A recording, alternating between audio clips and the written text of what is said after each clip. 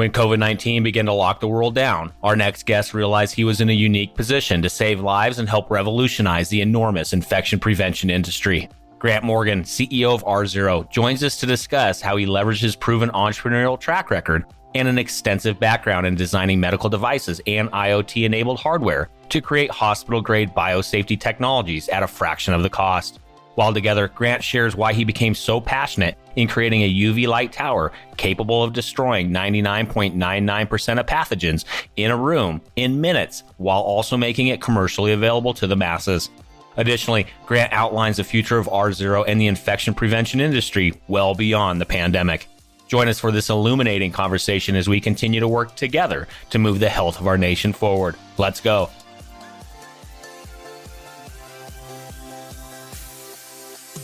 Welcome to Passionate Pioneers with Mike Biselli, where we highlight and speak with the innovators, the game changers, and the pioneers who are deeply passionate and relentless in solving the problems our world is facing today. This is your opportunity to connect with and learn from these leaders and to support them on their mission. Perhaps they will soon be hearing your story as well. This is Passionate Pioneers with Mike Biselli. I look forward to having you on this journey with us.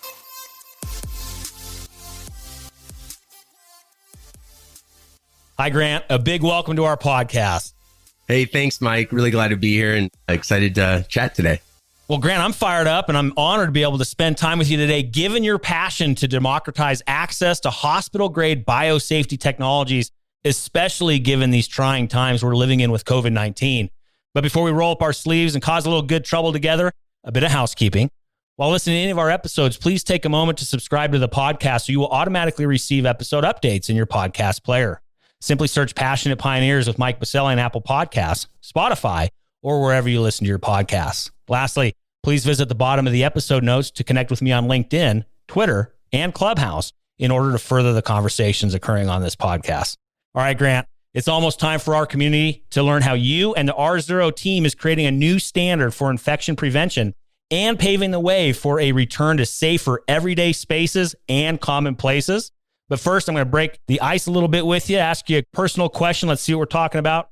We're actually going to talk about all things outside of your work at R0. What's your one thing you love to do outside of building your company? I'm going to give you two. So one is playing drums. I've played since I was little. I play a little bit of everything. I was in a jazz band, in a punk rock band, but it's cathartic. And I also love to cook. I won't claim to be the best in the world, but it's formulaic. It's very calming to me, and you get to eat the product of your labor. So love it. We're going to go back to drumming for a moment. So I always say whenever we have a guest on here and they're mentioning, hey, I play an instrument or I was in a band, I always got to let people know no one's taken me up on it yet. So I'm going to do it yet again. If you need cowbell, I'm your guy. Like I have it on lockdown. Oh, that's perfect. We're going to start a cowbell band. So we're going to need a few of them. Ooh. So yeah. All right. Well, call me up. I know you're in Salt Lake City now. I'm just a hop, skip, and a jump from Denver. So you let me know. I can be there in a moment. Anytime, I got you. Cowbell's ready to rock for you. Awesome. I love it. And then cooking, you know, a lot of people have taken up cooking. I don't know if you got in the bread craze during the pandemic, but a lot of people found their way back into the kitchen, opening up that creative outlet. What happened during the pandemic is we started ordering those meal boxes, and I accidentally turned into a vegan 3 days a week because here's a plug for Purple Carrot. But one of my friends got a free trial, gave it to us, and I was unpacking it. I was like, where's all the meat? And turns out they're vegan, but they're delicious. And it's the best meal box delivery kit that I've tried. So highly recommend it. So I went the opposite route. I really upped my barbecue game. There you go. It was awesome. Do you have a big green egg? No. And I know it's a big debate, right? So I'm a Traeger guy. Okay. You know, wood fire pellet Traeger guy.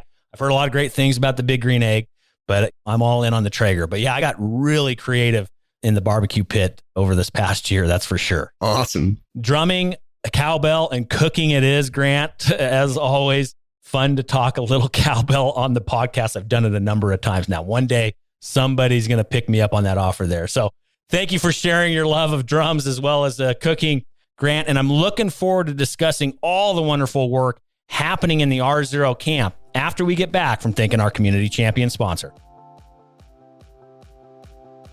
With rising burnout, malpractice, digital and personal risks, clinicians face greater than $1 million liability.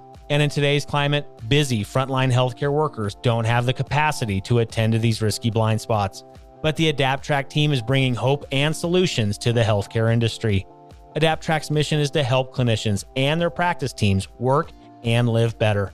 AdaptTrack's 30-second nudges unlock Category 1 continuing medical education credits, along with insurance savings while meeting the busy clinician where they are. On Clubhouse, during weekend nature walks, through Olive Helps, from this podcast, and over 3,000 additional work-life moments.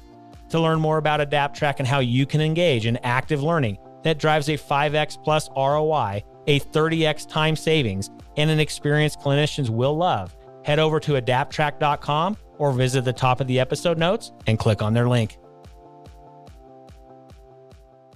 All right, we are back with Grant Morgan, CEO of R0. We have a lot to discuss today, Grant. Wow, did you build a fast-growing company in a very short amount of time? What I love, though, is you saw the opportunity, and this is what I love about entrepreneurs, the ones that are successful, knock it out of the park. You don't just go build a product and then go find a home for it. You go and solve for a problem and build the product for that problem. And that's exactly what you did. And a lot of your history, too, really positioned you nicely to be able to deliver on what you guys are doing at R0. And we'll dive into kind of everything happening, current state with the team. You guys, again, fast growing company. And then, of course, we're going to talk a little future state, right? The world is still changing rapidly for us. And I know you're at the front lines being a part of that change and trying to help us get back to some of that normalcy, get society back into common places and areas where we can get connected again to each other. But before we go there, Grant, go ahead, share us a little bit. I know, like I said, you guys started this kind of right at the beginning of the pandemic, but even before then, why are you and how are you so positioned to launch this company and the rapid growth that you're on today?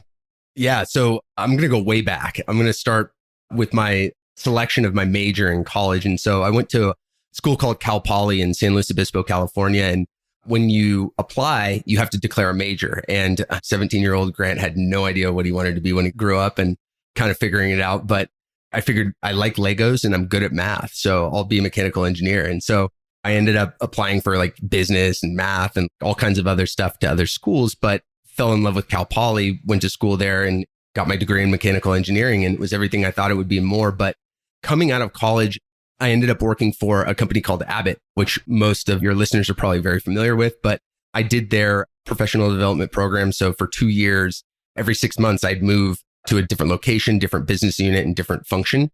So I got exposed to a ton, and it was eye-opening. It was amazing. And I loved the altruistic aspect of the work and knowing that whatever I was doing at the end of the day, I could feel good that it was going to ostensibly save somebody's life or improve the quality of their life. And I really fell in love with that part of the job in the company. But what I wanted was a bigger slice of the pie, a bigger scope of responsibility. And so I decided to move to a smaller medical device startup called NDC at the time. They're now called Confluent. And we were basically a contract manufacturer for nitinol-based devices. And so we would basically take a napkin sketch from like a Stryker, J&J, Medtronic, Abbott even, and my team would figure out how to make it. And we would design it, test it, iterate, take them through FDA submissions and any sort of... You get that 510K clearance. So you bring me back to my medical device days. This is like way back in the day. Oh, yeah. You got to get that 510K clearance taken to the market, right? Yeah, absolutely. Yeah, you get 510K or FDA approval depending on the nature of the device. But yeah, so at NDC, I got to stand up and lead our neurovascular value stream. So that was a blast. I loved having sort of the responsibility and ownership of the full product development life cycle. And I loved, again, the altruism of it. And shortly after that, I got a call from one of my buddies from college who was starting a business called iCrack. And he said, "Hey, you want to come start this company with me?" And I was like, "What would I do?" And he said, "I have no idea." And I said, "I'm in, let's do it." And so I jumped ship, departed the physical world. I wanted to try something outside of a regulated industry. And so what iCracked was, at the very beginning, we called ourselves sort of the Uber for iPhone repair. So we had a network of a couple thousand technicians all over the United States and Canada and Europe. And if you broke your phone, tablet, whatever, you'd press a button. We'd send somebody out to you to fix it, no matter where you're at. You know, you could be at a restaurant, work, school, home, and we'd fix it for you. And I got to lead the product and engineering teams there. Very different than my previous product and engineering experience. This was entirely software. And I fell in love with software, and I fell in love with the characteristics that are unique to software, namely that it's fungible, that it's fast, and that you can kind of do whatever you want with it. And I was there for probably 6 or 7 years, growing the team, growing the company. We eventually got into IoT smart home installation and setup. And we'll get back to why that's relevant, but we got a contract to launch with the Amazon Ring product to install their smart doorbells, smart locks, and other types of products like that. So we grew the company for 6 or 7 years, ended up getting acquired by Allstate back in 2019. And so after the acquisition, I spent a couple months getting the ship to port, left, started another company called Gist, and we were basically productizing word of mouth and changing the way that people shopped online and discovered products. I got to ask the question, what is it like to sell a startup to a behemoth like an Allstate? What was that like? And I know you might need to be diplomatic. I get it. But what was that like going from, because trust me, I'm a startup guy. I've been in that very fast pace, like let's break things, let's move quick, iterate, and then to go to Allstate. What was that like? Yeah. So Allstate was really good to us in a lot of ways. It was flattering. It was humbling. It was sort of a dream come true. That's what you work for, is an exit largely. So it felt really good. It felt like we had accomplished something. It was validated, whatnot. But to be honest, the reason I left is because of what happened after the acquisition, where things changed. And that same sort of big company mentality and MO started to creep into our everyday life. And you go from being the one that makes all the decisions and kind of calling the shots and not really having to answer to anybody but your customers, to now, like, I'm not really even sure who my boss is or who to get approvals from. And it was just a different speed, a different way of operating that doesn't quite fit with my DNA. So you don't like to have a meeting to have a meeting? A meeting to plan when meetings are happening. And meeting that could be an email.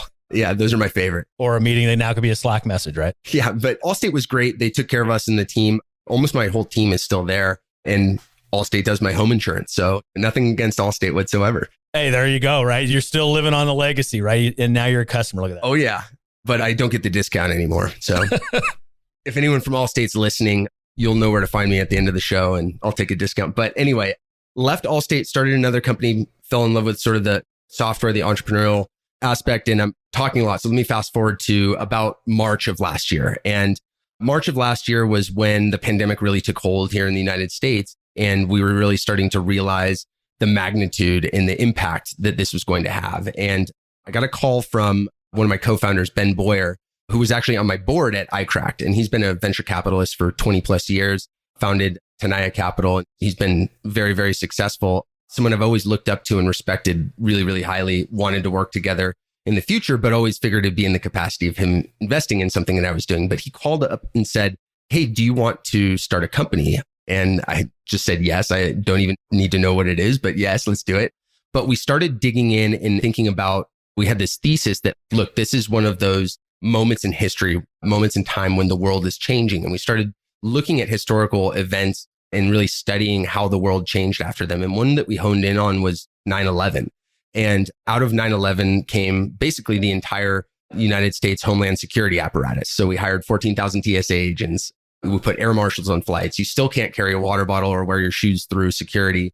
And there were multiple companies that were founded that are massive, massive multi-billion-dollar companies to support this apparatus. And so point being, there were massive societal and infrastructural changes that came out of this. And at the time, coronavirus was even worse across every dimension in terms of the loss of human lives and the economic destruction that was happening. And we wanted to jump in and do our part to help. And really what it came down to was I looked myself in the mirror and I thought, if I look back on this in a couple of years and I didn't jump in and help, I wouldn't feel great about how I used my time over the last couple of years. And so we originally thought about doing basically iCrack for disinfection. So the idea was that we wanted to equip a bunch of 1099 contractors with specialized equipment to go out and perform sort of a differentiated disinfection service above and beyond what a standard custodial operation would do. And we ended up bringing on a third co-founder, Eli Harris, who's amazing. He's a Forbes 30 under 30 entrepreneur. He had started a business in China that he had just exited. So he was a free agent. And I actually met him at iCrack too. He was at DJI, the drone company, and we conceived of this drone repair program. It never materialized, but he's one of those other people that you keep in your back pocket and try to figure out how to work together in the future. And this is it. So I'll stop there. I can go through kind of the story of the company and how we came to be, but I'll take a breath real quick. No, I appreciate that, Grant, because I think it's important to set the stage, right? I mean, it's amazing to hear that journey from leaders like you that have been there and done that, have seen those exits and are always looking. hey, what's next? What are those problems that need to be solved? And going back, you made an unbelievable comment, and I couldn't agree more. My father-in-law says it all the time. Necessity is the mother of invention, right? And if you think about what you said, what happened in the early 2000s with 9/11, actually, if you look at big historical moments in time, when you have major economic collapse, look at the Great Recession of the late 2000s, tons of multi-billion-dollar companies have spun out of that time, right? Because the pressure created that mother of invention, if you will, right? And so I agree with you. We are at a moment in time right now, and I say this a lot on the podcast. Of course, the pandemic has been an utter tragedy. It has been horrific on so many levels, from mental health, obviously the physical side of things, for people's well-being. It is economic. I mean, it's just been devastating. But I know without a shadow of a doubt, there's going to be so many phoenixes that rise from these ashes. And we're talking to an entrepreneur right now that's doing exactly that. What were you going to say, Graham? Yeah, we're doing it. But I think going back in time even more, you look at like the 1918 Spanish flu 100%. pandemic, that's where we got hand hygiene. Modern hand hygiene came out of the Spanish flu, and it was Florence Nightingale and the American Red Cross. And they had an observation where in certain hospitals, there was an extremely high mortality rate for mothers giving birth. And it was astronomically higher than the hospitals next door. And the observation she had was that some of the doctors were going straight from doing autopsies to the delivery room, and they were passing infections. And so what ended up happening was, at the same time, it was World War I, and the United States government wanted to make sure that the troops were safe. There's a national security issue. So they came to the American Red Cross and they say, what do we do to keep our troops safe during this pandemic while they're deployed? And she said, wash your damn hands. And so you had all these, I think it was something like 30 or 40% of adult males in the United States were actually in the military. So they got trained and conditioned to wash their hands regularly. So when they came back, that plus the campaigns that were being run, we adopted hand hygiene. So there are going to be similar changes. We're seeing them already setting in even now, just a little bit over a year since the beginning of the pandemic. But what we really wanted to focus on was, how do we solve two problems? One is safety. The other is trust. And the safety piece is a little bit more obvious. How do we physically create safer spaces for people to be in? And the trust piece is a little bit more nebulous, but it's born out of this idea that there will be lingering psychological scar tissue in the mind and the eyes of the public. And we're absolutely seeing that already. So our thinking was, well, how do we create spaces where people are not only physically can be safe, but also feel safe? And so that's a big part of what we're doing as well. But when we first started the business, we had kind of stumbled into who is now our chief scientist. His name's Dr. Richard Wade. He was the head of Cal OSHA for over a decade. He's taught at Harvard and Oxford. He is a risk management, occupational health and safety, toxicology expert. And he led us on this sort of journey where we looked at what types of organizations do infection prevention particularly well. And he pointed us at hospitals, which your listeners are very, very familiar with. But if you think about what hospitals do, it kind of boils down to three things. One, they deal with the hands. So scrub in, scrub out before and after surgery, wear gloves when you touch a patient, practice good hand hygiene.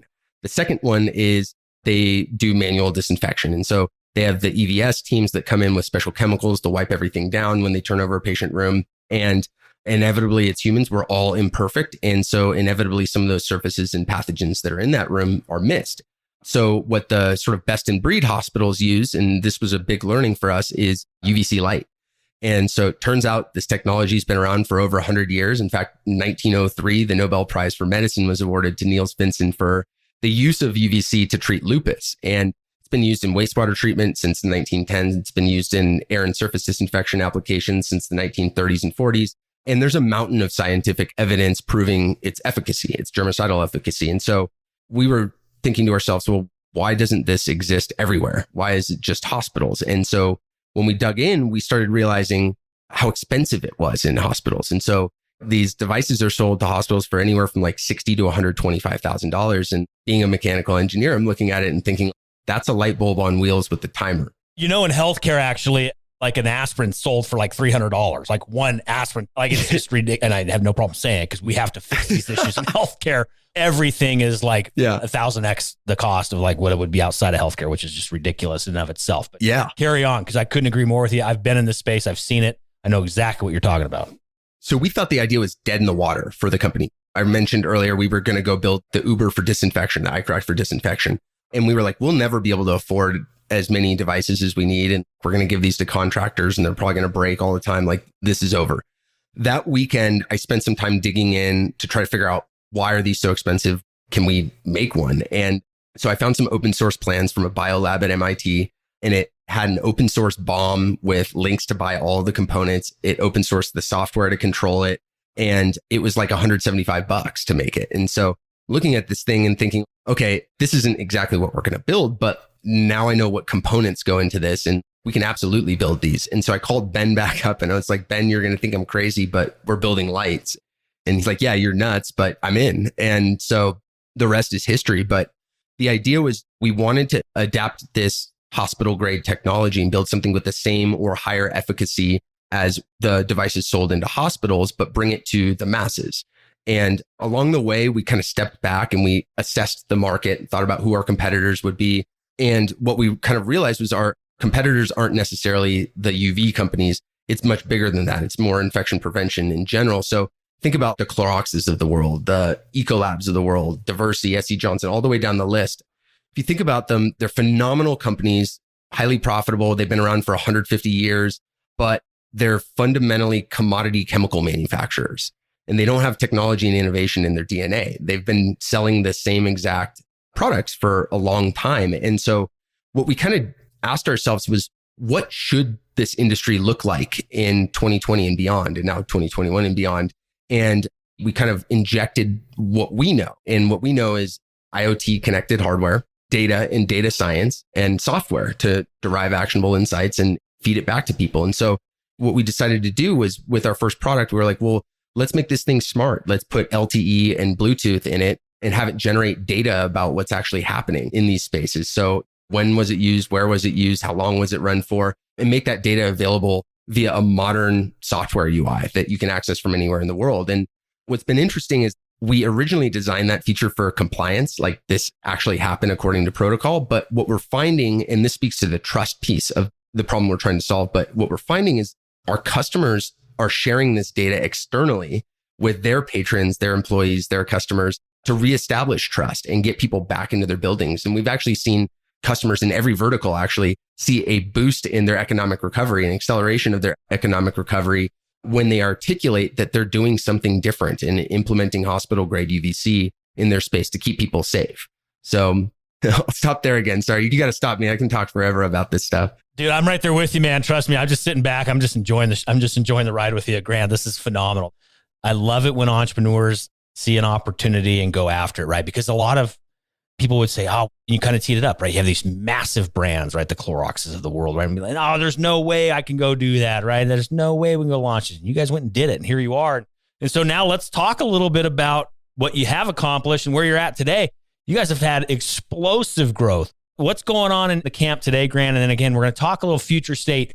Like you said, we're starting to open up society again. We're starting to, hopefully the pandemic will start cooling soon, get those vaccines in arms. We'll talk future state, where you see things heading. But what's happening right now? How's it been going?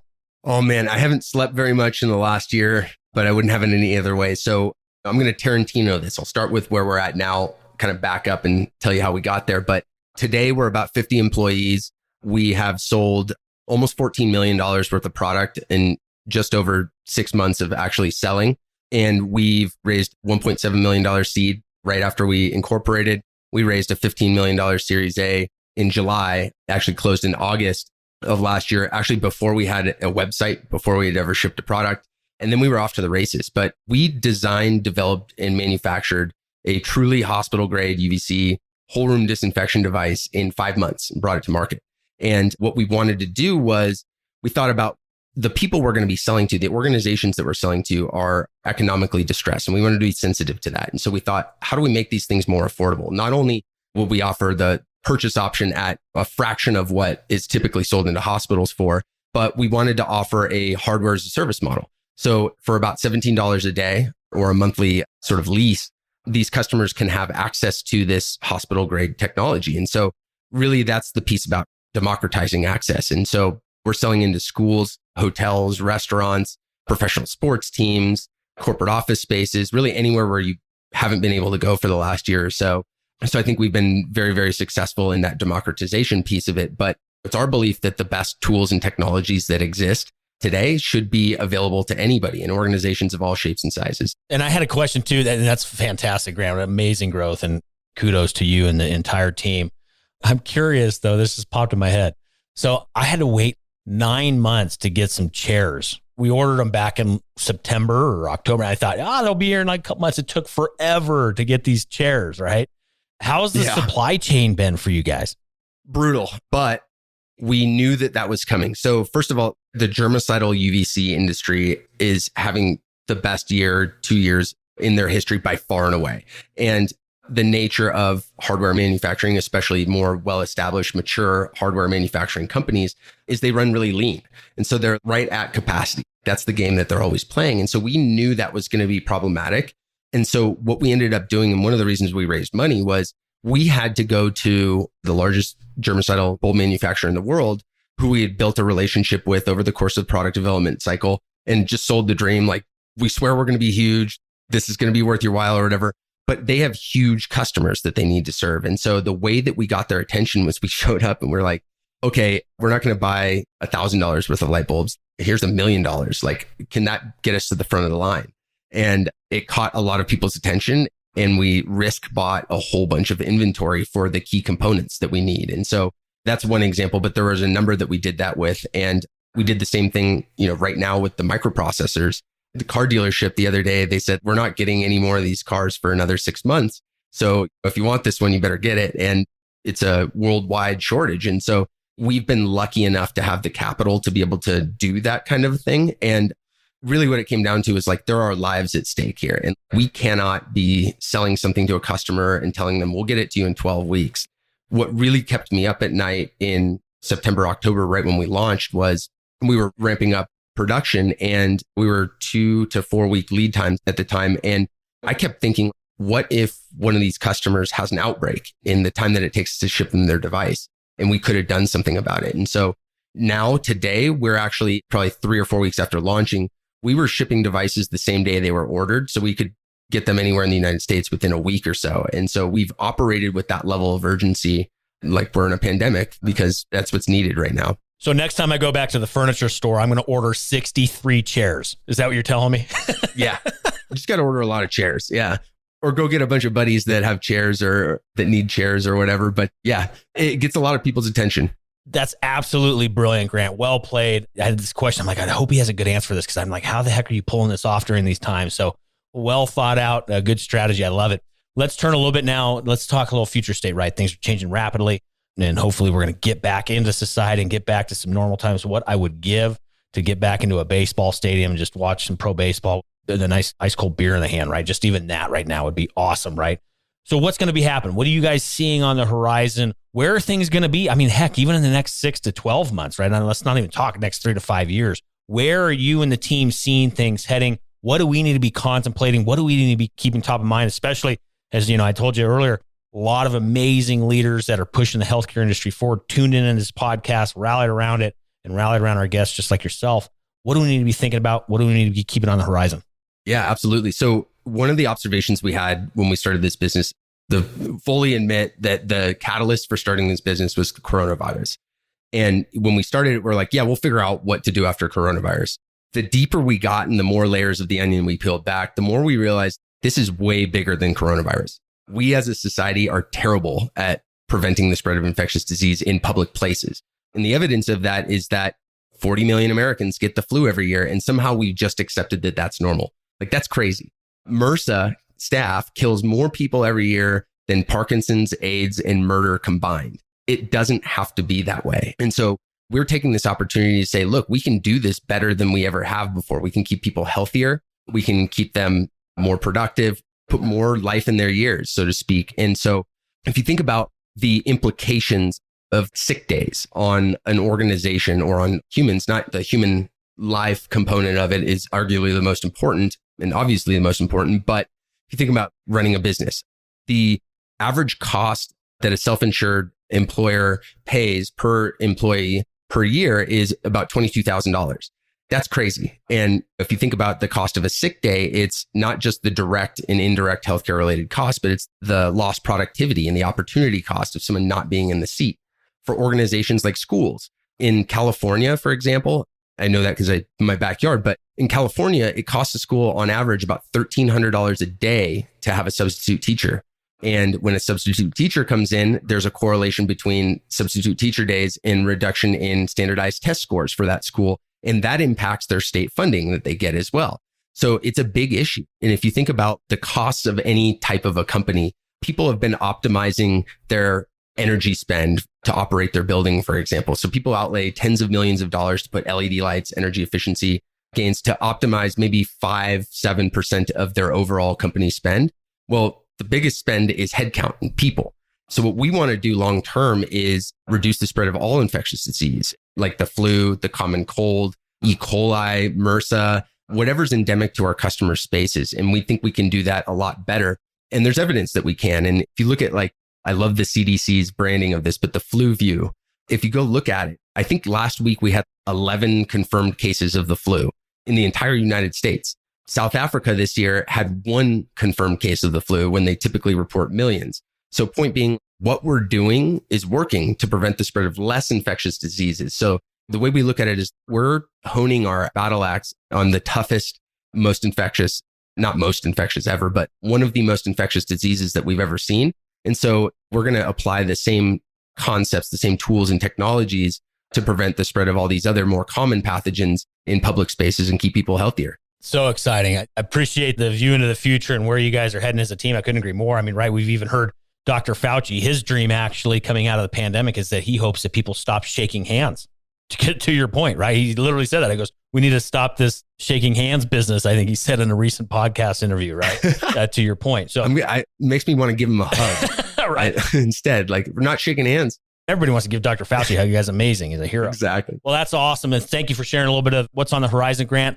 Now let's flip the script on you a bit. Obviously, as I mentioned, we have incredible leaders rallied around this podcast that are pushing this healthcare industry forward, not taking no for an answer, and want to make sure that we get an opportunity for them to be helping all of you. So what's one problem, need, or question that you and the R0 team have that we can be helping you with? I'm going to cheat and give you more than one, but first and foremost, we would appreciate any sort of introductions to hospital systems, academic institutions that are willing to do studies with us. Because one of the things we're trying to do is actually prove that our platform, our devices, when installed together and in concert with each other, can reduce the spread of infectious disease. And so we want reputable academic institutions to help us conduct the science and learn about what we need to do, improve our platform, and actually achieve that goal. So any intros to hospitals, to academic institutions, research institutions would be helpful. Sales intros, if you know a hospital that wants to implement something like UVC for infection prevention but can't afford it, we're about 1/5, 1/6 the price of the typical hospital grade systems. And then the last thing too, if this is a compelling vision for you, come join the team. So r0.com/careers, we need everything right now. We're going to more than double by the end of the year. And we want passionate people that have scientific backgrounds that are driven to help us accomplish this mission. I love it. Excellent. Well, of course, we need to be able to get a hold of you online. You already mentioned your careers page for our community. Where can we find you? Social media handles, websites, or otherwise, where can we hunt you down? Yeah. So I'd love any feedback, any intros, whatever, to grant@r0systems.com. And it's R, and then you spell out the word 0. And you can also find me on LinkedIn, just Grant Morgan, and r0.com. And I think that's it. Excellent. Well, we'll leave all those contact points in the episode notes as well. So for our listening community, just simply scroll down in your podcast player, click on through to get a hold of Grant and the team. We'll also have a post for Grant's episode over on our free global online community at passionatepioneers.com, where you can also leave feedback, questions, comments, or otherwise for Grant, again, over at passionatepioneers.com. Well, Grant, I feel we could be here for hours on end. I love spending time with entrepreneurs that are getting after it, not taking no for an answer, finding an opportunity to solve for problems in our society and our communities to get us healthy as a nation again. So well done on everything that you've already accomplished so far at R0. But we have one more little spot here for the podcast. We'll get you out of here. It's a fill in the blank. I'm a passionate pioneer because I want to fundamentally change the way the world looks at infectious disease and create a new standard for public health and disinfection in public spaces. I love it. I love it. Well, you guys are well on your way. I can feel the passion. You guys, you brought the heat today. You brought the fire, Grant. I love the conversation we had today. Keep us posted of what's happening. We're a big fan of yours over here I'm so grateful for the opportunity to spend some time with you today, Grant, and I'm rooting all of you on. This is important work. Keep us posted. But for now, thank you so much for being with us today. Pleasure's all mine, Mike. I had a blast, and thank you so much for having me on the show.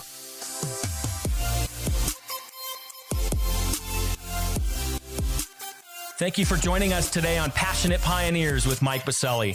We'd love to hear your feedback about the podcast so we can continue to improve this community and to further support the pioneers being featured. Lastly, please take a moment to subscribe to the podcast and invite your friends and colleagues to join us.